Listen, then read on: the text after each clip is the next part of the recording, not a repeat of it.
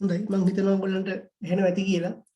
හොඳයි අපි අද අපේ ඉංග්‍රීසි භාෂාව පිළිබඳව අපේ පන්තිය පටන් ගන්න සූදානම් වෙන්නේ ඉංග්ලිෂ් ලැන්ග්වේජ්. මම ගැන හැඳින්වීමක් කරන්න අවශ්‍ය නැහැ කියලා මම හිතනවා. මෙතන මේ ඕගොල්ලන්ට දාලා තියෙනවා මේ තොරතුරු. එතකොට ඒ තොරතුරු හරහා ඔයාලට බලා ගන්න පුළුවන් මේ මම කවුද සහ මේ මම දැන් කැලණි කැම්පස් එකේ ඉගෙන ගන්න කෙනෙක්. එතකොට ඒ සම්බන්ධව ඔයාලට මෙතන මම තොරතුරු දාලා තිනවා. පේනවා ඇති ඔයාලට. හොඳයි එහෙනම් අද අපි අපේ ඉංග්‍රීසි පන්තිය ආරම්භ කරන්නයි සූදානම් වෙන්නේ ඉංග්‍රීසි ක්ලාස් එක. හොඳයි.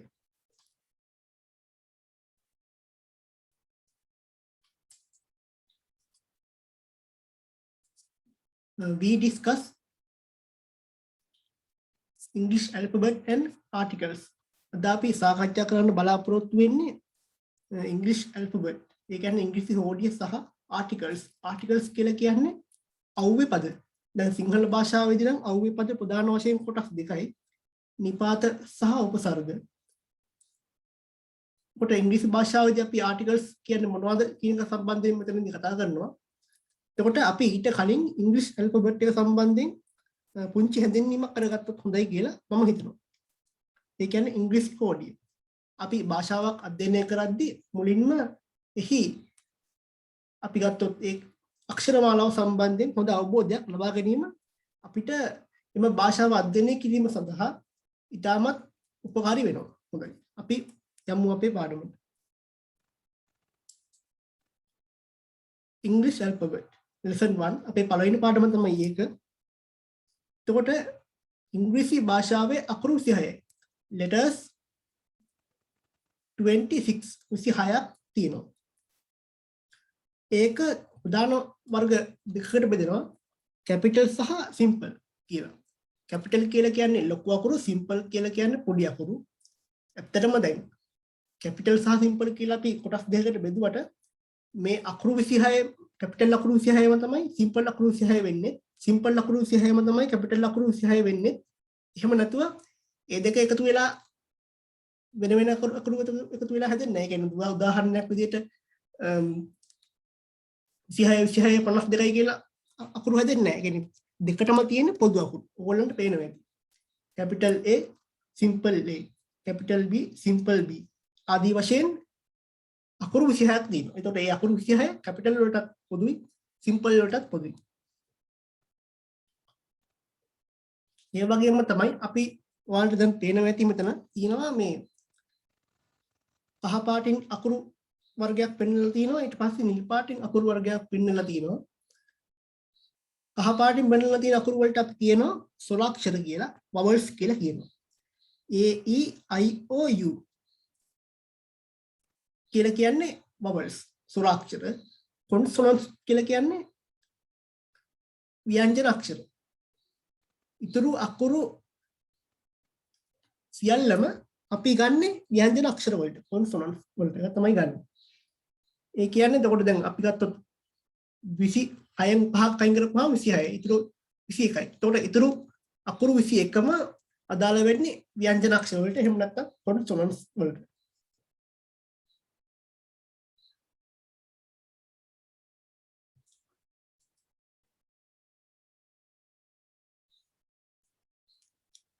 එතකොට අපිට vowels සම්බන්ධයෙන් අපි කතා කරන්න ඕනේ. ඊට පස්සේ ව්‍යංජන අක්ෂර සම්බන්ධයෙන් කතා කරන්න ඕනේ. ස්වරාක්ෂර කියලා කියන්නේ අපිට දැන් ස්වරාක්ෂරයක් ගත්තාම ස්වරාක්ෂර අපිට තනිව ශබ්ද කළ හැකි අක්ෂර තමයි ස්වරාක්ෂර කියලා කියන්නේ. ව්‍යංජන අක්ෂර කියලා කියන්නේ අපිට එහෙම තනිව ශබ්ද කරන්න බෑ. තවත් අකුරක ආධාරයක්, ස්වරාක්ෂරයක ආධාරයක් අපිට අත්‍යවශ්‍යයි. ඒ අකුර ශබ්ද කරන්න. දැන් උදාහරණයක් විදිහට ගත්තොත් එහෙම දැන් ඒ අකුර අපිට ඒ කියලා ශබ්ද කරන්න පුළුවන්. ඊ අකුරත් ඊ කියලා අපිට එහෙම ශබ්ද කරන්න පුළුවන්. ඒක දැන් ඒකට ඒක තනි අකුරක්. විදිහට අපිට ශබ්ද කරන්න පුළුවන්. හැබැයි අපි B C D ආදී වශයෙන් අකුරු ගත්තොත් එහෙම දැන් B කිව්වහම අල් බයන්නයි අයන්නයි. ඒ කියන්නේ තව ස්වරාක්ෂරයක් ශබ්දයක් තමයි එන්නේ. බ කියද්දි අයන්නක් කියන්නේ ස්වරාක්ෂරයක ශබ්දයක් එතනදී නිකුත් වෙනවා. දැන් A කිව්වහම එතනදී vowel අක්ෂරයක් නිසා ඒකේ තවත් ආකාරයක ස්වරාක්ෂරයක් අපිට අවශ්‍ය වෙන්නේ නැහැ. තවත් යම් කිසි අකුරක් අවශ්‍ය වෙන්නේ නැහැ ශබ්ද කරන්න. නමුත් vowels අක්ෂරයක ස්වරාක්ෂරයක් නැතුව අපි ගත්තොත් ව්‍යංජන අක්ෂරයක් ඒක ශබ්ද කරද්දී අපිට තවත් ස්වරාක්ෂරයක ආධාරයක අවශ්‍ය බව ඔයගොල්ලන්ට දැන් පේනවා.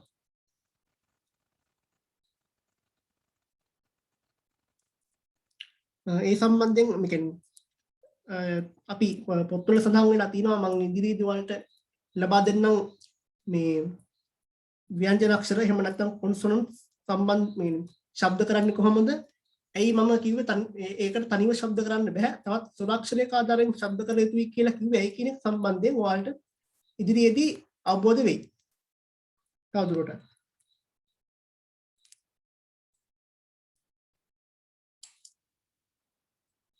එතකොට මේ දක්වලා තියෙන්නේ vowels.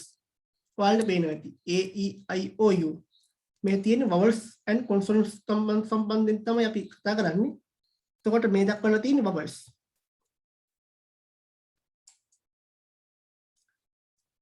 මේ දක්වලා තියෙන්නේ consonants.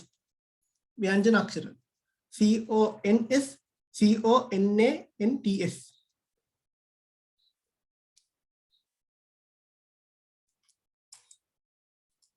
එතකොට අපි දැන් ඊළඟට කතා කරන්න බලාපොරොත්තු වෙන්නේ අපේ ඊළඟ ලෙසන් එක තමයි ආටිකල්ස් කියලා කියන්නේ. අහුවේ පද මම ඔයාලට අද කිව්වා ඒ සම්බන්ධයෙන් අපි කතා කරන්න සූදානම් වෙන්නේ කියලා. එතනදී ප්‍රධාන වශයෙන් ආටිකල් වර්ග දෙකක් තියෙනවා. indefinite articles හා definite articles. indefinite articles කියලා කියන්නේ අනියත අහුවේ පද. definite articles කියලා කියන්නේ නියත අහුවේ පද. එතකොට අනියත අහුවේ පද විදිහට මෙතනදී භාවිතා කරලා තියෙනවා. අපිට යූස් කරන්න සිද්ධ වෙනවා සහ n. ඒ වගේම definite articles වලදී the භාවිතා කරලා තියෙනවා. ඒ indefinite articles වලට a සහ n භාවිතා වෙන්නේ definite articles වලට the භාවිතා වෙන්නේ ඇයි කියන කාරණේ සම්බන්ධයෙන් අපිට දැන් ඉදිරියේදී සාකච්ඡා කරන්න සිදු වෙනවා.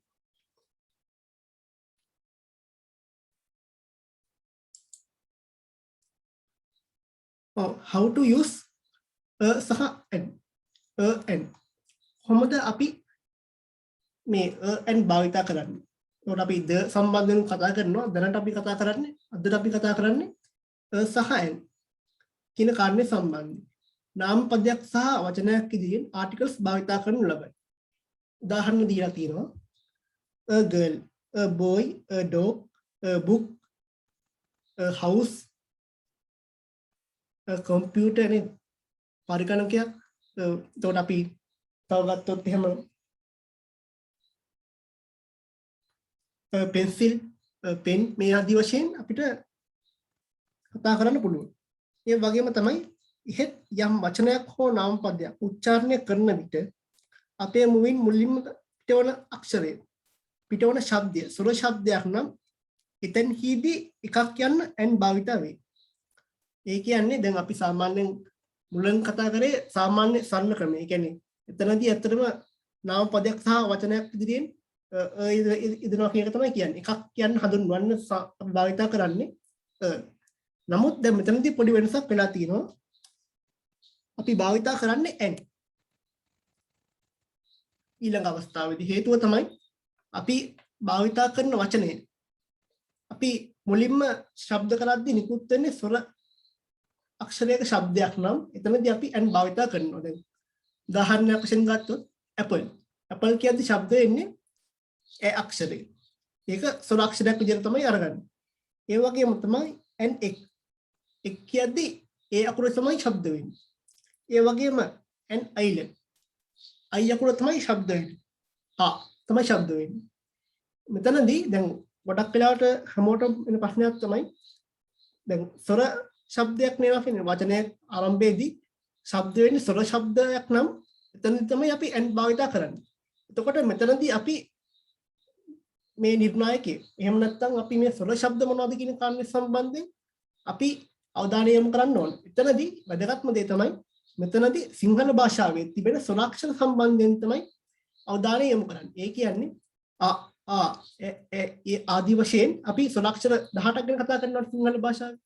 එන්න ඒ කියන ස්වරාක්ෂර වලින් වචනයක් ශබ්ද වෙනවා නම් උදාහරණයක් විදිහට දැන් අපි ගත්තොත් දැන් apple කියන එකට ගත්තොත් apple කියලා කියන්නේ දැන් සිංහල භාෂාවේ ස්වරාක්ෂර වල තියෙනවා ඒ අක්ෂරේ. එතකොට එතනදී අපි an apple කියලා භාවිත කරනවා.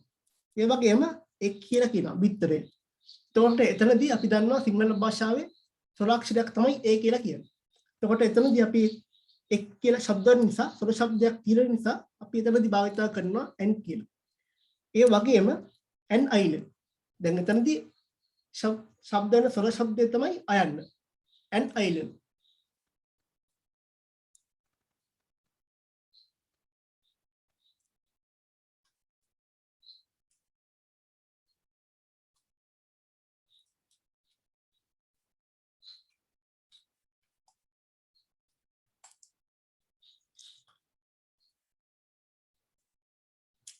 ඇතැම් විට සංඛ්‍යා භාවිතයේදීද ආටිකල්ස් යොදනවා.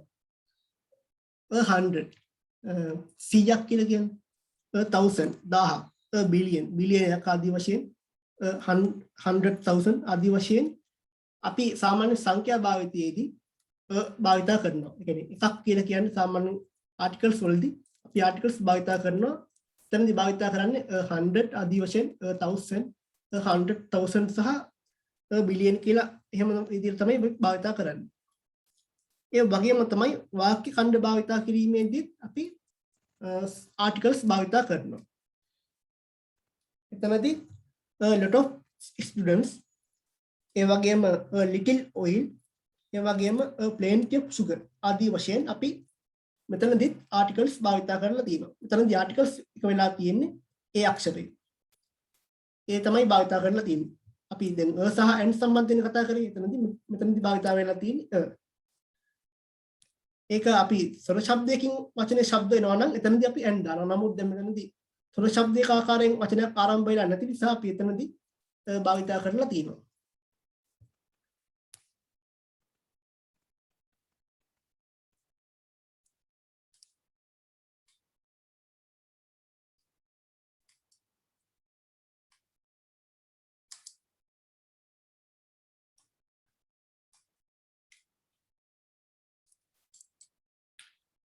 හරි. එතකොට අද අපි කතා කරේ අපි ආයේ මුලට යමු. පුංචි පාඩමක් තමයි අද මම ඔයාලට අතටම කතා කරේ.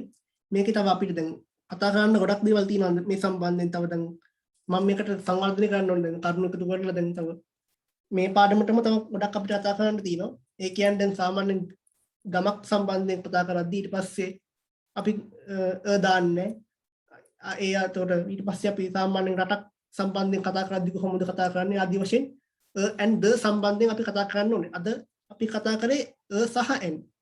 එතකොට සහ n එකෙත් අපිට තව අවස්ථා යෙදෙන්නේ නැති අවස්ථා මොනවද කියන කාරණේ සම්බන්ධයෙන් අපිට අවධානය යොමු කරන්න වෙනවා. එතකොට අපි අද කතා කරේ ඉංග්‍රීසි භාෂාවේ අකුරු 26ක් ගැන කතා කළා. එතනදී ඒකේ අපි ප්‍රධාන වශයෙන් කොටස් දෙකක් ගැන කතා කරනවා. කැපිටල් සහ සිම්පල්. කැපිටල් කියලා කියන්නේ ලොකු අකුරු, සිම්පල් කියලා කියන්නේ කුඩා අකුරු. එතකොට එතනදී මම කිව්වා අතර මේ කැපිටල් සහ සිම්පල් වශයෙන් අකුරු 26 52ක් ගැන කතා කරන්නේ. කැපිටල් අකුරු 26ම තමයි සිම්පල් අකුරු 26 විදිහට භාවිත වෙන්නේ. එතනදී ඒක තමයි අපේ ප්‍රධාන වශයෙන් කොටස් දෙක. එතකොට ඊට අමතරව අපි ගත්තොත් ඉංග්‍රීසි භාෂාවේ අකුරු 26 නැවත අපිට ප්‍රධාන වශයෙන් කොටස් දෙකකට බෙදන්න පුළුවන්. ඒ තමයි vowels සහ consonants කියලා කියන්නේ. vowels කියලා කියන්නේ අපි කිව්වා අකුරු පහක් ගැන කතා කරා. A E I O U ස්වරාක්ෂර අපිට තනිව ශබ්ද කරන්න පුළුවන්. තවත් අක්ෂරයක ආධාරකයක් අපිට අවශ්‍ය නැහැ ඒ ශබ්ද කිරීමේදී. ඒ වගේම දැන් consonants සම්බන්ධයෙන් කතා කරද්දී ඒක ව්‍යංජන අක්ෂර. ව්‍යංජන අක්ෂර ශබ්ද කිරීමේදී අපිට අනිවාර්යයෙන්ම තවත් ස්වරාක්ෂරයක ආධාරයක් අවශ්‍යයි. දැන් මම ඔයාලට උදාහරණ කිව්වනේ. අල් බයන්නයි අයන්නයි. එතකොට එහෙම තමයි බ හැදිලා තියෙන්නේ. ඒ වගේම අල් කයන්නයි අයන්නයි තමයි ක ශබ්දය. සි ශබ්දය හැදිලා තියෙන්නේ. සි යකුර. ඒ විදිහට තමයි ශබ්ද වෙන්නේ. අපි දැන් බී යකුර බ විදිහට තමයි ශබ්ද කරන්නේ. එතකොට ඒ යකුර වශයෙන් ශබ්ද කරනවා, අයන්න වශයෙන් ශබ්ද කරන අවස්ථාවක් තියෙනවා. ඒ වගේම සි අකුර ශබ්ද කරන්නේ ක කියලා. කා කියලා කියන්නේ ඩී අකුර ඩ. ඊ අකුර අපි ඒ වශයෙන් තමයි ශබ්ද කරන්නේ. ඊ අකුර ඒ ආකාරයෙන් ශබ්ද කරනවා කියලා කියන්නේ elephant ආදී වශයෙන්. F අකුර ෆ සවුන්ඩ් එකකින් එන්නේ. G අකුර අපි ගත්තොත් ग ගයන්න කියලා කියන්නේ j sound එකෙන් නෙමෙයි එන්නේ. ගොඩක් අය වරද්ද ගන්න තමයි g අකුරු කිව්වම j sound එක කියලා කියනවා. j sound එක එන්නේ j අකුරෙන්. ඒ වගේම h අකුරෙන් එනවා දැන් ශබ්දයක් සමහර අවස්ථාවලදී එනවා. සමහර අවස්ථාවලදී ගොඩක්ම භාවිතා වෙන්නේ අයන්න තමයි ශබ්ද වෙන්නේ. දැන් අපි දැන් HOUR කියලා කියන්නේ හව කියලා කියන්නේ නැහැ. අපි අව කියලා තමයි කියන්නේ. එතනදී භාවිතා වෙන්නේ තර දැන් අපි ඒ අව කියන සංකල්පය සම්බන්ධයෙන් කතා කරද්දී එතනදී භාවිතා වෙන ආටිකල් එකක් තියෙනවා. ඒ තමයි n. හේතුව තමයි අපි ගත්තොත් එතනදී වචනේ ශබ්ද කිරීමේ අව කියන වචනේ ශබ්ද කිරීමේදී භාවිතා වෙන්නේ මුලින්ම පිටවන ශබ්ද තමයි ස්වර ශබ්ද. අයන්න තමයි ශබ්ද වෙන්නේ. ඒ නිසා අපි n අව කියලා දානවා. ඒ වගේම මම කිව්වා j අකුරෙන් j sound එක තමයි එන්නේ. l අකුරෙන් l sound එක, i අකුරෙන් i sound එකම තමයි අපි ගත්තොත් eraser කියලා කියන්නේ e වගේ ශබ්දයක් තමයි එන්නේ. l sound එක ලයන්නේ l අකුරෙන්, m අකුරෙන් m sound එක, n අකුරෙන් n sound එක, o අකුරෙන් එහෙමමයි. ඒ වෙනසක් වෙන්නේ p අකුරෙන් එහෙම ශබ්ද තමයි එන්නේ. p ප්‍රම තමයි. උඩ q අකුරෙන් එන්නේ සාමාන්‍යයෙන් දැන් අපි කියන්නේ දැන් ඔය උදාහරණයක් වශයෙන් ගත්තොත් දැන් ක සවුන්ඩ් එකක්ම තමයි එන්නේ. හැබැයි අර ඒකේ ටිකක් අර ගැඹුරුයි, තියුරයි. ක්වීන් කියලා කියන්නේ රජිනි. එතකොට එතනදී භාවිතා වෙන්නේ q අක්ෂරය. ඒ වගේම r s t a වෙනසක් වෙන්නේ නැහැ. q අකුරෙත් එහෙමයි යුනිවර්සිටි කියලා කියන්නේ. w අකුරෙන් v අකුරුනොත් වයන්න තමයි ශබ්ද වෙන්නේ. වොකැබුලරි කියලා කියන්නේ වචන මාලාව. w අකුරෙන් ව ශබ්දය. කියන්නේ වයන්නෙම තමයි ඒක ටිකක් අර තියුරයි. ව ශබ්දය.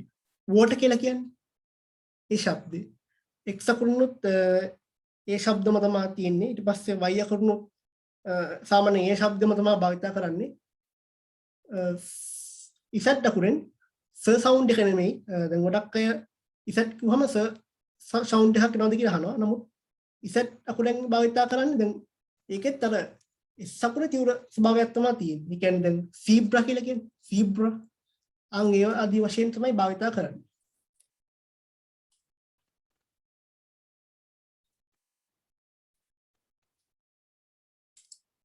එතකොට අපි ඊළඟට කතා කරේ වොවල්ස් පහ සම්බන්ධයෙන්, ස්වරාක්ෂර පහ සම්බන්ධයෙන් තමයි කතා කරන්නේ. අපිට මේ අකුරු තනියම ශබ්ද කරන්න පුළුවන් අකුරු කියලා මම ඔයාලට කිව්වා.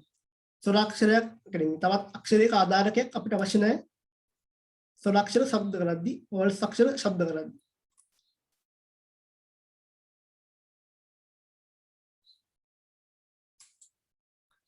මේ තියෙන්නේ කොන්සොනන්ට්ස්.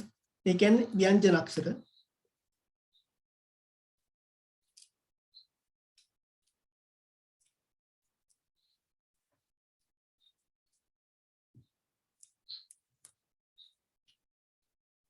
එතනදිත් අකුරු 25ක් තියෙනවා කියලා කිව්වා.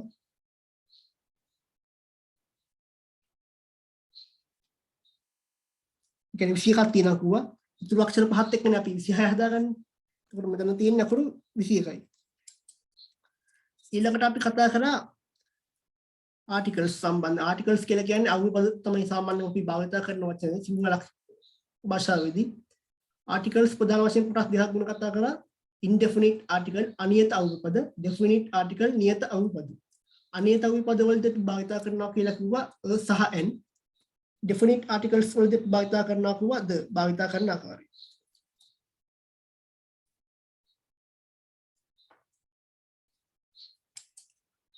ඊළඟට අපි නාම පදයක් සහ වචනයක් විදිහින් articles භාවිත කරනවා කියලා කිව්වා. එතනදී අපි සරල උදාහරණ තුනක් කතා කරා.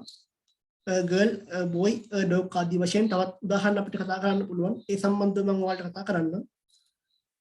ඒ වගේම එහෙත් යම් වචනයක නාම පදයක් උච්චාරණය කරන විට අපේ මුලින්ම පිටවන්නේ ස්වර ශබ්දයක් නම් එතනහිදී n යන භාවිතා වෙනවා. අර මම කලින් කිව්ව කතාව තමයි මෙතනදී එන්නේ. ඒ කියන්නේ ස්වර ශබ්දයක් නම් වචනේ මුලින්ම පිට වෙන්නේ අපි වචනේ ශබ්ද කරද්දී එතනදී n භාවිතා කරනවා.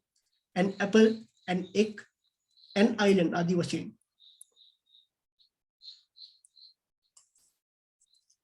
මෙතනදිත් ඇතැම් විට සංඛ්‍යා භාවිතයේදී ආටිකල්ස් යොදනවා කියලා කියනවා. 100 100ක් 1000 1000ක් ආදී වශයෙන් භාවිතා වෙනවා. ඒ වගේම වාක්‍ය ඛණ්ඩ භාවිතයේදී articles යොදනවා කියලා කිව්වා. A lot of students, a little oil, plenty of sugar. මෙතනදී වැදගත්ම කාරණේ තමයි මම මෙතනදී අතුලත් කරේ නැති කාරණේ තමයි අපි දන්නවා දැන් countables noun කියලා කියනවා ගණිය හැකි කියන්නේ ගණන් කරන්න පුළුවන් දේවල් තියෙනවා. countables noun නාමපද සමහර ඒවා තියෙනවා ගණන් කරන්න පුළුවන් දේවල්. ඒ වගේම තමයි uncountables දේවල් තියෙනවා නොගැනිය හැකි දේවල්. දැන් මෙතනදී little oil කියලා කියන්නේ තෙල් චුට්ටක්. little කියන එක සාමාන්‍යයෙන් අපිට uncountable එකක් කියන්නේ නොගැනිය හැකි දෙයක් සම්බන්ධයෙන් කතා කරද්දී තමයි අපි little භාවිතා කරන්නේ. හැබැයි අපි සාමාන්‍යයෙන් ගැනිය හැකි දෙයක් සම්බන්ධයෙන් countables දෙයක් සම්බන්ධයෙන් කතා කරද්දී උදාහරණ few කීපයක් සම්බන්ධයෙන් කීපයක් කියලා කියන්නේ few ආදී වශයෙන් අපිට භාවිතා කරන්න පුළුවන්. ඒතර ඒ සම්බන්ධෙනුත් ඔයගොල්ලෝ මතක තියාගන්න.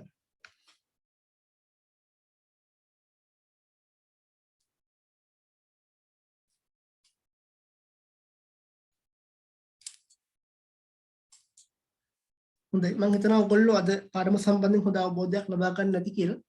අපි ඊළඟ දවසකදී මේ වගේම මේ පාඩමේ ඊටු ටික ඒ කියන්නේ අපි සහයන් සම්බන්ධයෙන් අපිට කතා කරන්න තියෙනවා දිගටම.